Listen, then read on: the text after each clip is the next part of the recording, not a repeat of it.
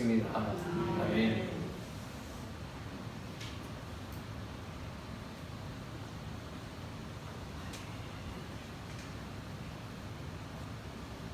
성령 시리즈를 진행을 하다가 성령 시리즈를 더 해야 될 것 같아서 더 하면 좀 계속 이어지면 여러분들이 좀 오늘 6번째로 해야 되는데 언제까지 할지 저도 모르겠습니다. 그래서 중간에 한번 쉬어가는 위해서 다른 걸 하고 다시 진행을 하려고 합니다. 예수님께서 하루는 제자들을 향해 사람들이 나를 누구라 하느냐 이렇게 물어보십니다. 예수애들 나름대로 그들이 들었던 얘기를 다 말합니다. 사람들은 주를 세례 요한이라고 합니다. 이사야 선지자가 살아났다라고 합니다. 예레미야라고 합니다. 갖가지 얘기를 다 많은 제자들이 얘기를 하게 됩니다. 근데 예수님이 얼굴이 흡족하지 않으십니다. 너희들은 나를 누구라 하느냐 이렇게 물어봐요.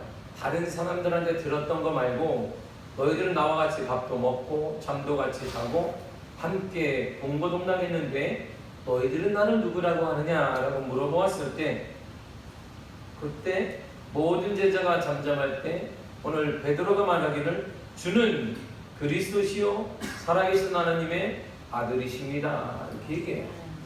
이 베드로의 신앙 회복을 들으시고 예수님은 만족해 하시면서 이렇게 말씀하십니다. 마태복음 16장 18절을 다 같이 읽겠습니다. 시작. 너는 베드로라. 내가 이 반석 위에 내 교회를 세우리니 음부의 권세가 이기지 못하리라. 아멘. 넌 베드로야. 이 베드로 뜻은 작은 돌멩이라는 뜻입니다. 보세요. 큰 돌멩이에서 좀 깨져요. 그러면 조그만 돌멩이가 나오죠. 그게 베드로예요. 그래서 헬라어로는 그것이 바로 페트로스라는 뜻입니다. 그런데 너는 베드로인데 내가 반석 위에 교회를 세울 거야 이렇게 말합니다. 반석은 큰 바위를 말합니다. 그러니까 큰 바위가 있어. 근데 너는 떨어져 나온 작은 돌멩이인 페트로스야. 그런데 이 큰 바위가 뭐냐면 페트라야. 페트라. 그러니까 음료를 타는 거예요. 음료를 타잖아요. 끄덕끄덕 해야 탄다 그러면 이렇게 음료를 지금 타고 있단 말이에요. 너 이름은 베드로인데 내가 너 이름 위에 세우는 게 아니라 반석 위에 교회를 세울 거야. 그런데 그 반석 큰 돌이라는 뜻인데 거기서 떨어져 나온 게 너야 이런 말이에요. 이름 자체가. 그렇다면 이 반석이 뭐냐 이런 말입니다. 이 반석이면 베드로냐? 베드로가 반석이구나. 베드로 위에 교회를 세우는 것이구나. 이렇게 천주교가 해석을 하는 거예요. 그러니까 베드로가 일대의 교황이 되고 베드로가 예수님 같은 위치를 차지하는 어리석은 행동이 나오고 어리석은 해석이 나오게 된다 이런 말입니다. 베드로는 반석이 아니에요. 베드로는 이 큰 바위에서 떨어져 나온 작은 돌멩이에 불과한 거예요. 그렇다면 주님이 이 반석 위에 교회를 세운다고 했어요. 이 반석이 바로 성경에서 얘기하고 있는 예수 그리스도를 말하는 것입니다. 너는 작은 돌멩이인데 작은 돌멩이는 세울 수가 없지 않니 큰 건물을. 그러니까 거대한 건물, 거대한 바위가 되시는 예수님 위에 교회를 세워지게 될 거야. 알았니 베드로야 이렇게 말씀하시는 것입니다. 이 반석이 바로 예수 그리스도를 얘기하는 것입니다. 이사야 28장 16절에 그래서 이렇게 말씀하셨습니다. 다 같이 읽습니다. 시작. 그러므로 주 여호와께서 이같이 이르시되 보라 내가 한 돌을 시온에 두어 기초를 삼았노니 곧 시험한 돌이요 귀하고 견고한 기초돌이라. 그것을 믿는 이는 다급하게 되지 아니하리로다. 아멘. 보세요. 시온 바로 예루살렘 제2의 천국. 거기다가 내가 큰 돌을 하나 세울 거야. 그 돌이 바로 기초돌이야. 모든 것은 그 위에 쌓아야 되는 거야. 건물도 그 위에 쌓고 교회도 그 위에 쌓고 명예도 그 위에 쌓고 직장도 그 위에 쌓아야 되는 거야 이런 말입니다. 이것은 기초돌인데 이것을 믿는 사람은 다급하게 되지 않는다. 이 다급하다는 말이 뭐냐면 실망하지 않는다, 불안하지 않는다 이런 말입니다. 예수를 믿는 자는 예수 위에 쌓은 사람을 실망하지 않고 좌절하지 않는다라는 것입니다. 문제가 있어도 예수를 믿는 자는 다시 일어나시기를 축복합니다. 일어나는 거예요. 예수 믿는 사람들은 일어나시기를 축복합니다. 여러분들의 가정도 일어나고 직장도 일어나고 물질 문제도 회복되어지며 여러분들이 기도하는 그 문제도 회복되어지기를 축복합니다. 이게 예수 믿는 거예요. 예수 믿는 게 이렇게 이론적인 게 아니라 텐션이 있는 것입니다. 이렇게 긴장감이 있는 것이 주님이 역사하고 오고 가고 오고 있는 게 예수 믿는 것이지 막연히 앉아가지고 소설책을 읽는 게 아니다 이런 말입니다. 신약의 다른 구절에서도 그리스도를 반석이라고 했습니다. 로마서 9장 33절에 이렇게 말하고 있습니다. 시작. 기록된 바 보라 내가 걸림돌과 거치는 바위를 시온에 두노니 그를 믿는 자는 부끄러움을 당하지 아니하리라. 바위를 둘 것이다. 어디 하늘나라에 바위를 둘 거야. 바위를 내가 둘 것인데 근데 그를 믿게 되면 부끄러움 당하지 않는다. 그가 누구예요? 그가 누구입니까? 예수 그리스도를 말하는 것입니다. 예수를 믿게 되는 자, 예수를 믿는 자는 이 땅에 사는 동안 부끄러움 당하지 아니하리라 이렇게 말하고 있는 것입니다. 그래서 오늘 본문에도 우리가 어려울까봐 주님이 해석을 다 해놨어요. 본문 4절을 다 같이 읽도록 합니다. 시작. 다 같은 신령한 음료를 마셨으니 이는 그들을 따르는 신령한 반석으로부터 마셨으니 그 반석은 곧 그리스도시라. 아멘. 그 큰 바위는 곧 그리스도시라 이런 말입니다. 그러므로 반석 위에 교회를 세운다고 할 때 그 반석은 베드로의 신앙의 고백 위에 예수님을 주로 고백하는 신앙 위에 교회를 세우겠다라는 것입니다. 너의 이름은 페트로스야. 베드로야 너의 이름은 작은 돌멩이야. 작은 돌멩이 어떻게 쌓겠니? 너희가 어떻게 쌓겠니? 건물을 어떻게 쌓겠니? 너의 기업을 어디에 쌓겠니? 너희 자손을 어디다 쌓겠니? 다 무너지게 될 거야. 물질을 거기서 봐라. 다 무너지게 된단다. 직업도 다 무너지게 될 거야. 너 위에는 쌓을 게 없어. 너의 이름에는 내가 고백한 페트로 그 반석 위에 쌓아야 되는데 그 반석이 바로 예수 그리스도란다. 우리의 직장을 쌓거나 우리의 자녀들의 미래가 우리 가정의 미래가 우리 교회의 미래가 우리에게 있는 게 아니라 이런 말입니다. 그것은 바로 예수 그리스도로부터 출발되어야 된다 이런 말입니다. 현재 로마 시의회와 시장의 집무실이 있습니다. 저는 로마에 안 가봤습니다. 어제 이번 주에 사진을 봤습니다. 기사를 쭉 보니까 로마의 시의회와 로마 시장의 집무실이 지금 사용하는데 그 건물이 어떤 건물이냐면 중세 때에 세나토리오 궁이라는 그 위에다가 건물을 쌓은 거예요. 그런데 이 세나토리 궁은 언제 쌓았느냐? 이게 예수님 당시에 폐허가 로마레인의 폐허가 된 도시예요. 그 위에다가 돌 위에다가 세나토리오 궁을 쌓았어요. 그리고 세월이 흐르니까 1592년에 또 그 위에다가 로마 시의회와 시장 사무실을 쌓은 것입니다. 그러니까 든든해요. 지금 2000년이 지났음에도 불구하고 무너지지 않습니다. 반석이 그거예요. 반석이 든든하면 뭘 쌓아도 무너지지 않아요.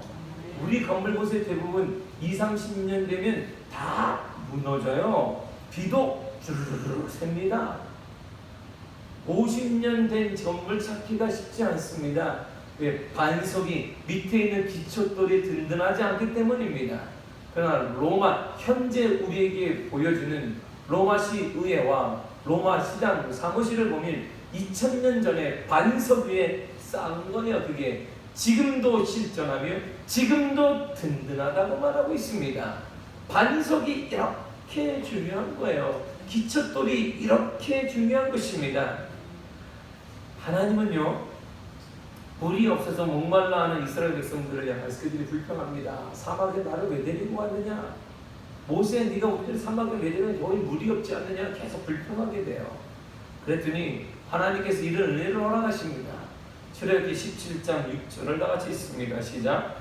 내가 호렙산에 있는 그 반석이 거기서 내 앞에 서리니 너는 그 반석을 치라. 그것에서 물이 오르니 백성이 마시리라. 모세가 이스라엘 장로들의 목전에서 그대로 행하니라. 아멘. 반석이, 여기서 반석이 누구예요? 예수 그리스도를 말한다 이런 말입니다. 반석을 치니까 생명수가 나오게 됐다 이런 말입니다. 생명수는 누구로부터? 예수 그리스도로부터 나온다 이런 말이죠. 신약에서는 이 사건을 예를 들며 영원한 생명수를 우리에게 마실 것을 주님이 우리에게 요구하며 청하고 있는 것입니다. 예수님의 그분의 말씀을 듣고 행하는 사람은 반석 위에 집을 짓는 사람과 같다라고 했습니다. 말씀을 듣고 행하는 사람은 반석 위에 집을 짓기 때문에 무너지지 않는다, 실망하지 않는다, 좌절하지 않는다, 때로는 넘어지거나 일어나게 될 것을 말해주고 있는 것입니다. 그렇다면 반석 되시는 예수님을 우리 인생의, 우리 가정의 기초돌로 어떻게 삼을 거냐 이런 말입니다. 그분을 우리 인생의 기초돌로 삼으면 다 쌓을 수가 있습니다. 무너지지 않을 것이에요. 우리 자녀들의 미래도, 우리 가정도, 우리 미학교도 무너지지 않을 것입니다. 어떻게 그렇다면 주님을, 예수님을 우리 인생의 기초돌로 삼을 것인가? 첫째는요, 예수님을 똑바로 알아야 합니다. 예수님을 정확히 알아야 합니다. 1절을 다같이 읽습니다. 시작. 형제들아, 나는 너희가 알지 못하기를 원하지 아니하노니 우리 조상들이 다 구름 아래에 있고 바다 가운데로 지나요. 주님은요, 하나님을 알지 못하는 거 원하지 않아요. 똑바로 알기를 원하십니다. 바로 알아야 됩니다. 똑바로 알아야 됩니다. 예수님은 정확히 알아야 됩니다. 기독교는 무속신앙이 아닙니다. 예수님은 무당이 아닙니다. 무당의 신이 아닙니다. 예수님은 당신을 정확히 알도록 하시기 위해 성경책을 주었습니다. 그리고 다 내가 어떤 분인지, 내가 어떤 사람인지, 어떤 신들을 성경책에 다 써놓았습니다. 성경을 통해 예수님을 정확히 알아야 합니다. 맹신이라는 말이 있습니다. 옳고 그름을 분별하지 않고 무조건 믿는 게 맹신이에요. 광신이라는 말도 있습니다. 이성을 잃고 객관성을 잃어버리고 무조건 따르는 걸 광신이라고 합니다. 우리는 맹신자도 아니에요. 우리는 광신도도 아닙니다. 정확히 예수를 알아야 되는 것입니다. 그래서 이전에 많은 사람들이 이렇게 이렇게 예수님을 꿈꾸고 싶으면 이렇게 비구자죠. 그러면 예수님의 말이 머릿속에 막 오는 거죠. 어떤 사람은 어떻게 성경책을 감히 머리에다 비냐고. 그런 사람도 있어요. 그럼 여러분도 그러면 예수님의 마음을 모시기 위해서는 늘 여기다 품고 다니시기를 축복합니다. 뿔뿔 나왔는데 뭐야 그래? 예수님이다 이놈들. 니들이 예수를 알아 이렇게 하든지. 그거 아니에요. 이거 딱딱해서 비면 잠 잘 안 와요. 이거 다 잘려면 제가 금식기도는 많이 해봤는데 잘 때는 여기다 수건을 깔아야 돼. 그래야 잠이 잘 옵니다. 딱딱해요 이게.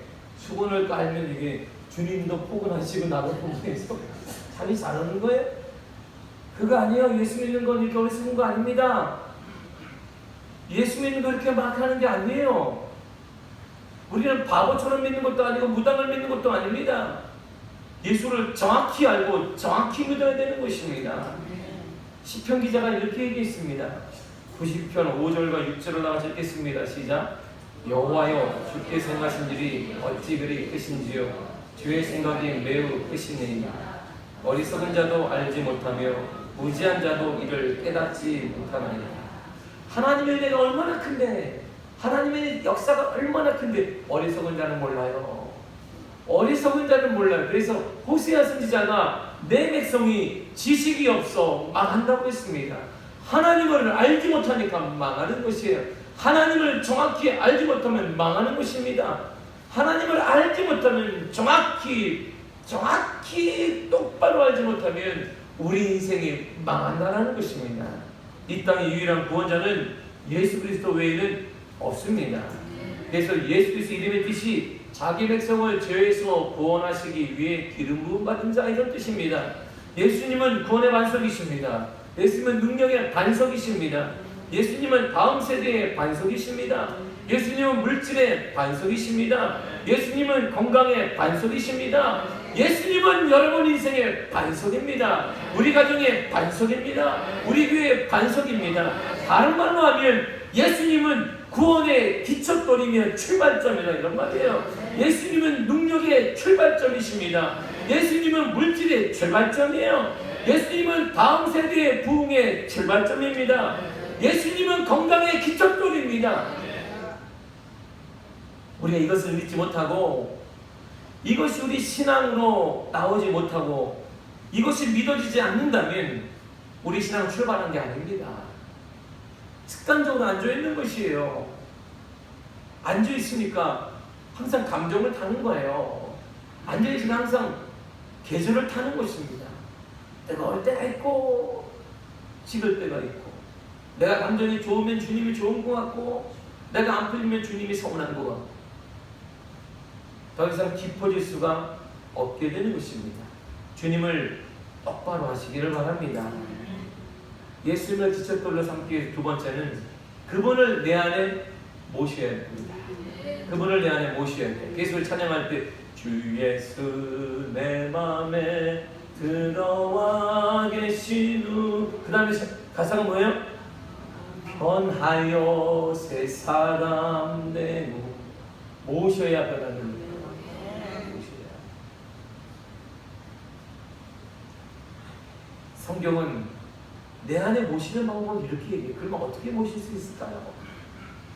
어떻게 예수님을 내 안에 모실 수 있을까요? 이렇게 어떻게 옷을 이렇게 뭐 제치해야 될까요? 가슴을 이렇게 팍 치면서 이렇게 멍이 들도록 쳐야 돼요. 무식한 거예요. 응? 어떻게 모셔야 됩니까? 어떻게? 그 방법을 이렇게 얘기합니다. 갈라디아서 2장 20절입니다. 시작.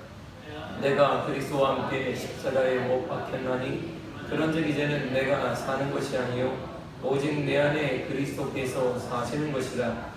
이제 내가 육체 가운데 사는 것은 나를 사랑하사 나를 위하여 자기 자신을 버리신 하나님의 아들을 믿는 믿음 안에서 사는 것이다. 죽어야 돼요. 내가 죽으면 그분이 살아요. 내가 살면 그분이 활동을 못하세요. 여러분이 죽어야 그분이 살아나십니다. 우리가 죽어야 그분의 역사가 시작이 되는 것이에요. 북이스라엘을 위협하던 아람, 오늘날의 시리아입니다. 시리아의 장군이었던 나아만이 여러 전쟁에서 큰 두각을 납달며 승리했습니다. 그 사람이 갑자기 문둥병에 걸렸습니다. 불치병이자 모든 것을 포기해야 되는 상황이었고 인간의 가장 큰 위기를 맞이하게 되었습니다. 그때 이스라엘을 침입해서 잡아온 여자아이가 하나 있었는데 그 와이프의 종으로 삼는 여자예요. 그 아이가 얘기합니다.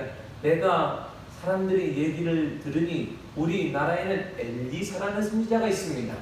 그분에게 기도를 받으면 낫는다고 합니다. 그분에게 기도를 받으면 모든 병들이 치유된다고 합니다. 엘리사를 우리의 내가 섬기는 주인이 만나보면 될 것 같습니다라고 와이프에게 얘기합니다. 이 아이에게서 하나님의 사람 엘리사에 대한 소식을 듣고 여러 노력을 기울여서 엘리사를 있는 도단성으로 가게 됩니다. 그런데 엘리사는 나오지도 않고 엘리사는 인사를 하는 것도 아니고 종 게하시를 통하여서 요단강에 7번 씻으라 합니다. 이 말만 딱 전합니다. 내가 지금 북이스라엘을 점령한 시리아의 장군이야. 권력도 많고 돈도 많고 내 모든 말 한마디면 너는 싹 죽어. 이스라엘 왕도 죽일 수 있는 힘이 있는데 내가 왔는데 나오지도 않아. 그런데 기껏 하는 말에 종이 하나 나와서 우리 엘리사 선생님 말씀하시기를 요단강에 가서 7번 몸을 씻으라고 하십니다. 자존심이 확 상해버렸습니다. 자존감이 상해버렸습니다. 여태까지 자기의 힘으로 살았던 이 나아만이 용납이 되지 않습니다. 그는 엘리사 말에 흥분했습니다. 그리고 열왕기서 5장 11절 열어보면 그는 돌아갑니다. 이 멀리까지 찾아왔는데 더러운 요단강에서 쓰란 말이냐. 우리나라에는 바르발 강이 있다. 바르발 강은 이스라엘의 모든 강보다 깨끗하고 중동에서 가장 깨끗한 강이 우리나라의 바르발 강인데 거기서 씻으라고 하면 되는데 이 더러운 요단강에서 씻으라고 하는 거예요. 그리고 나의 앞에 얼굴도 보이지 않고 내가 이스라엘 왕도 주무를 수 있는 사람인데 그 돌아가 버려요. 자존심이 너무나 상한 것입니다. 그때 그 나아만을 따르던 종들이 그를 막으며 이렇게 말하게 됩니다. 열왕기하 5장 13절입니다. 시작. 그의 종들이 나와서 말하여 이르되 내 아버지여 선지자가 당신에게 큰 일을 행하라 말하였다면 행하지 아니하였으리이까 하물며 당신에게 이르기를 씻어 깨끗하게 하라 하느니이다. 장군이여, 엘리사가 더 큰 능력을 당신에게 행하라 해도 우리는 할 말이 없는데 당신에게 능력을 행하라는 것도 아닙니다. 당신에게 무슨 손들로 만져서 금이 되게 하라는 것도 아닙니다. 기적을 나타내는 것도 아닙니다. 7번 씻으라고 합니다. 그는 안 된다고 하는데 뭘 못하겠습니까? 그가 마음을 돌이켜서 엘리사의 말대로 요단강에 7번 몸을 씻었더니 문둥병이 치유되고 더 큰 하나님을 만나는 믿음의 역사가 일어나게 되었습니다. 우리 인생의 변화, 기적의 시작은 치유되고 응답받는 것을 끝나진 않습니다. 진정한 변화와 기적의 출발은 예수님이 내 안에 계시는 것입니다.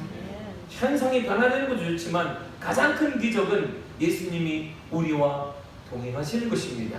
여러분 마음에 함께하는 것입니다. 내 마음속에 함께하기 때문에 어떤 문제가 오더라도 일어날 수가 있는 것입니다. 내 마음에 주님이 오셨기 때문에 어떤 고난이 와도 어떠한 많은 문제가 있더라도 예수 이름으로 일어날 수가 있게 되는 것입니다.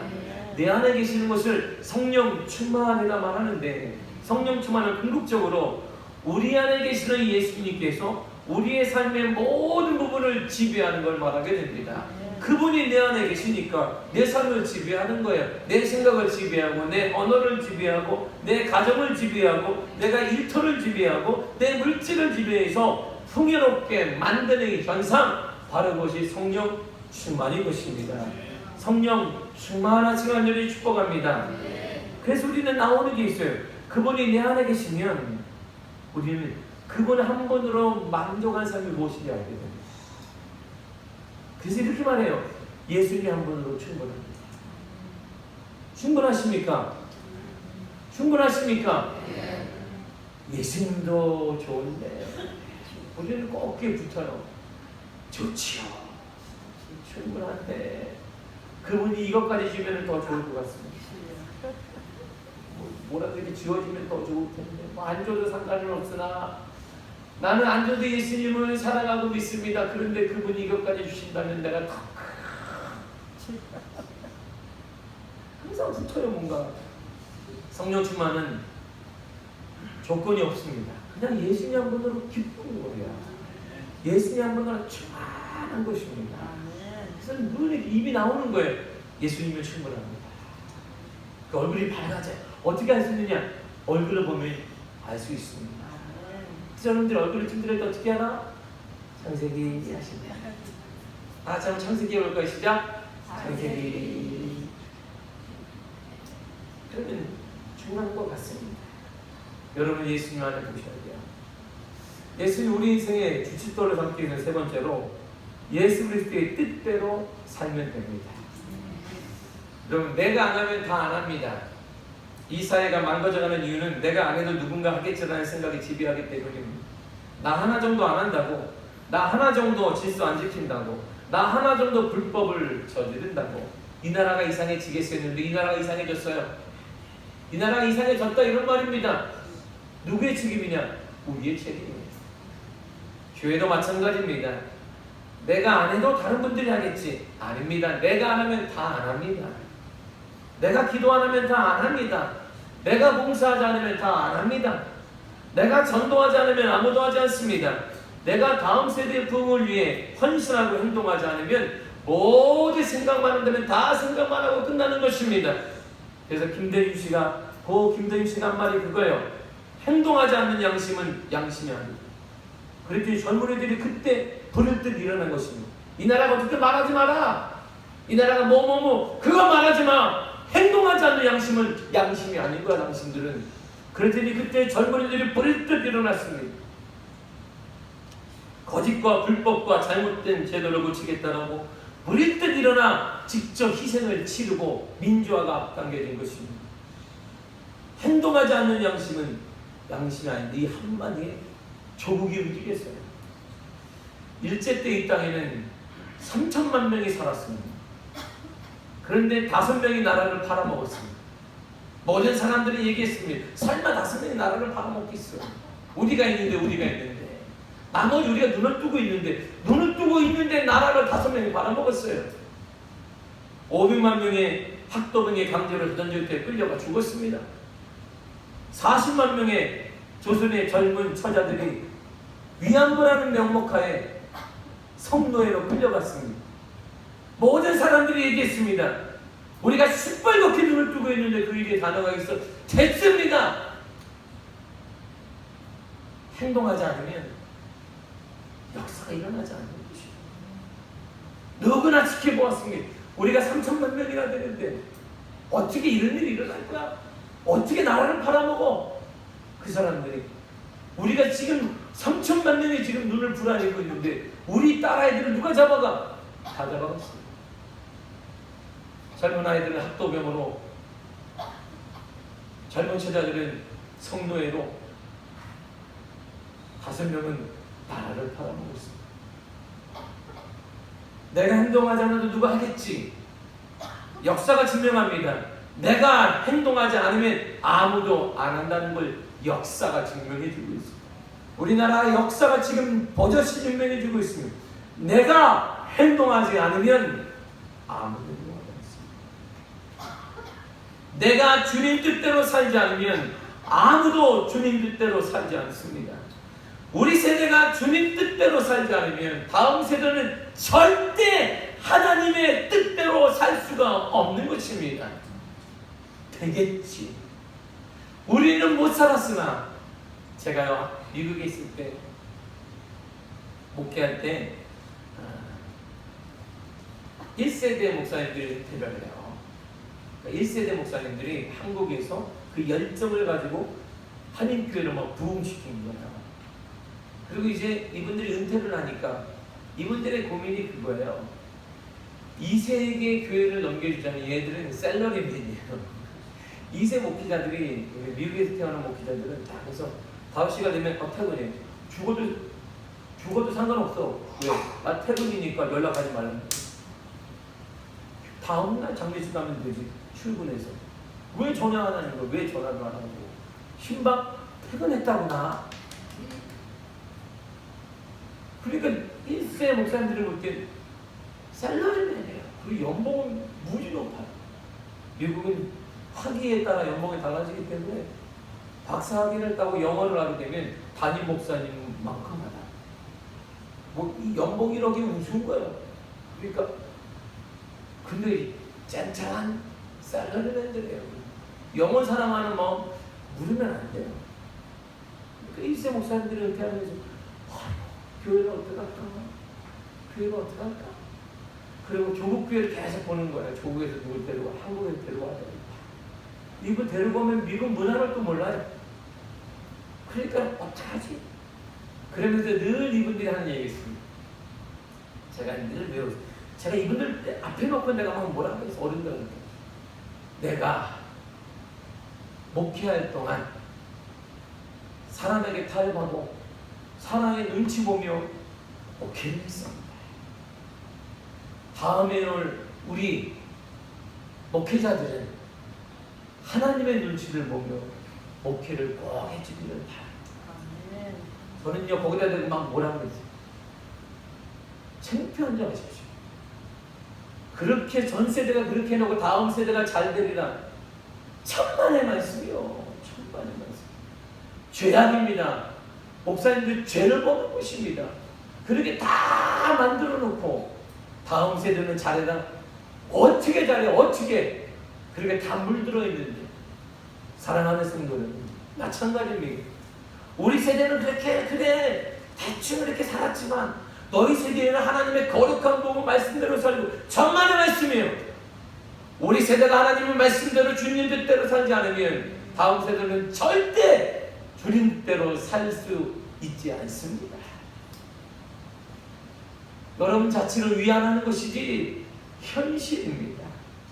주님 뜻대로 살기로 했네. 이 찬양 우리 수십 번 수천 번 불렀어요. 지금 온라인 시대 내가 안 하면 아무도 안 해요. 성경은 이렇게 말합니다. 야고보 2장 26절입니다. 시작. 영혼 없는 몸이 죽은 것 같이 행함이 없는 믿음은 죽은 것입니다. 아멘. 누구나 교회의 부흥을 원합니다. 다음 세대의 부흥을 원하고 말할 수 있습니다. 그러나 행동하는 사람은 없습니다. 교회의 부흥을 원하면 행동해야 되는 것이고 다음 세대의 부흥을 원하면 우리의 물질이 가야 되고 우리의 삶이 가야 되고 우리의 시간이 가야 되는데 아무도 하지 않습니다. 말만 하는 것입니다. 우리가 너무나 잘 아는 좀 전에 불렀던 오래된 찬양이 있어요. 주님 뜻대로 살기로. 이 찬양은 인도의 옛날 찬송가입니다. 한국게 아니에요. 인도 힌두교 전통 곡조에다가 그리고 음을 붙인 것, 가사를 넣은 것입니다. 인도 곡입니다. 이 찬양 관련된 실제 이야기가 아직도 인도 크리스찬 사이에는 들려오고 있습니다. 그 마을의 한 가족이 예수 그리스도를 믿게 되었습니다. 이 일로 인해 온 마을이 뒤집어졌습니다. 매우 화가 난 마을 사람들 그 가족을 마을 광장으로 끌고 왔습니다. 그리고는 마을의 주장이 그 남자에게 말했습니다. 만약 너와 너의 가족이 믿음을 부인하지 않으면 예수를 버리지 않으면 너희는 오늘 모두 죽을 것이다. 그 순간 남자는 뭐라고 해야 될지 어떻게 해야 될지 고민이 많았습니다. 나는 괜찮지만 내 와이프들이 내 어린 아이들 딸도 있는데 그때 그 가장에게 한 노래가 계속 떠오르기 시작했습니다. 그 노래는 그가 하나님께 자신을 드리기로 한 첫날부터 결심했을 때 들었던 찬양입니다. 그런 마을 사람들 앞에서 찬양했습니다. 주님 뜻대로 살기로 했네 뒤돌아서지 않겠네. 그 남자가 보는 앞에서 아들 세 사람이 싹 죽어버렸어요. 칼로 그냥 다 도배되고 그리고는 그에 대해 또 다른 기회가 오고 있습니다. 이번에 마을 사람들이 그의 아내를 앞에 세워놨습니다. 이번에 아내를 죽이겠다는 것입니다. 그가 다시 찬양했습니다. 이 세상 사람 날 몰라줘도 이 세상 사람 날 몰라줘도 이 세상 사람 날 몰라줘도 뒤돌아서지 않겠네. 그가 보는 앞에서 난도질을 하였습니다. 그 아내가 끔찍하게 죽은 후에 그에게 마지막으로 다시 주장이 제안했습니다. 예수를 믿지 않겠다고 부인하면 너는 살게 될 것이다. 장례를 치러야 되지 않냐. 너의 아내와 너희 자녀 장례를 치러야지. 가만히 놔두면 개가 다 와서 먹어버린다. 그 남자가 마지막으로 찬양한 거예요. 세상 등지고 십자가 보내 뒤돌아서지 않겠네. 이 남자도 결국 그 자리에서 비참하게 죽었습니다. 그 남자와 그의 가족들은 그날 목숨을 다 잃었습니다. 그의 놀라운 일이 일어났습니다. 그러나 추장의 마음에 믿음의 씨앗이 숨겨졌고 그 씨앗이 자라나서 결국에 마을 사람들을 광장으로 불러 모아놓고 이제 자신의 우상을 버리고 그리스도를 믿고 섬기겠다는 결심을 선포하게 된 것입니다.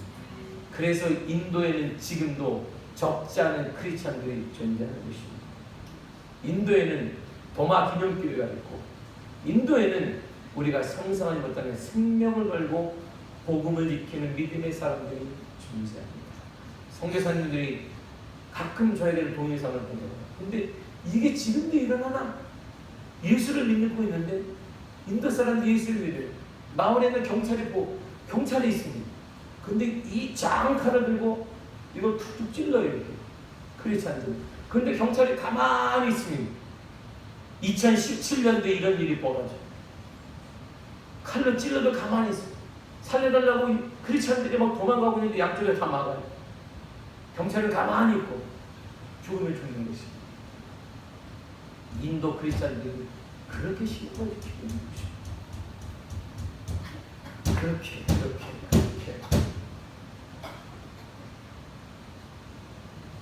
왜 우리 인생에, 우리 가정에, 우리 미안교회의 주춧돌이 주님이 되지 못할까요?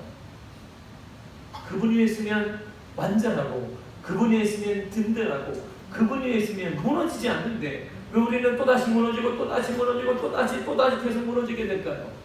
반석에 쓰지 않았기 때문입니다. 성경은 이렇게 말합니다. 마태복음 7장 21절입니다. 시작. 나더러 주여 주여 하는 자마다 자 천국에 들어갈 것이 아니요 다만 하늘에 계신 내 아버지의 뜻대로 행하는 자라야 들어가리라. 행하는 자라야 들어가리라.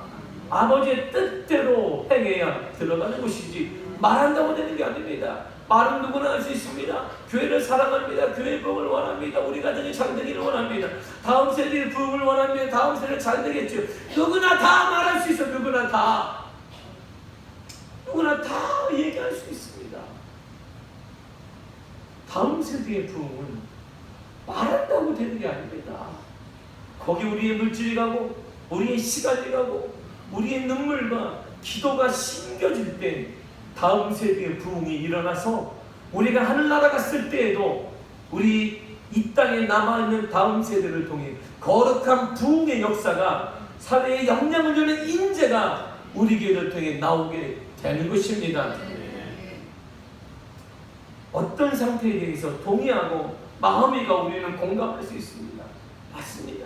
맞습니다. 그러나 생각에서 그치고 마음에서 그치면 아무 소용이 없는 것입니다. 그것이 바로 죽은 믿음이에요.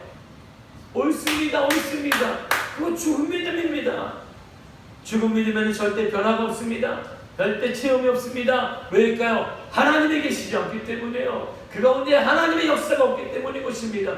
하나님이 안 계신데 어떻게 역사가 일어나며 하나님이 안 계신데 어떻게 미아교를 통해 거룩한 부흥이 우리 가정을 통해 거룩한 역사가 회복이 될 수 있겠습니까? 야고보 기자는 이렇게 다시 얘기했습니다. 야고보서 2장 18절입니다. 시작. 어떤 사람은 말하기를 너는 믿음이 있고 나는 행함이 있으니 행함이 없는 내 믿음을 내게 보이라. 나는 행함으로 내 믿음을 내게 보이리라. 아멘. 나는 행함으로 내 믿음을 보이리라. 행함으로 믿음도 보여줄 수 있습니다. 믿음은 드러나게 되는 것입니다. 믿음은 구호가 아닙니다. 믿음은 외치는 게 아닙니다. 믿음은 공감하는 게 아닙니다. 믿음은 끄덕끄덕거리는 게 아닙니다. 내가 하지 않으면 아무도 하지 않아요. 이것이 오늘 우리 역사가 증명하고 우리 사회가 증명해 주는 것입니다. 나 하나 정도 그래서 이 사회가 어두워졌습니다. 3천만 동포가 있는데 일제시대에 그 땅을 찾는 데 36년이 걸렸어요. 나 하나가 침묵에서 36년 만에 나라를 찾았으나 거기에는 상처도 있고 눈물도 있고 아직까지 해결되지 않았던 눈물이 우리나라에 있는 것입니다. 움직이지 않으면, 행동하지 않으면 다음 세대에 부흥하는 게 아닙니다. 구호를 외친다고 되는 게 아닙니다.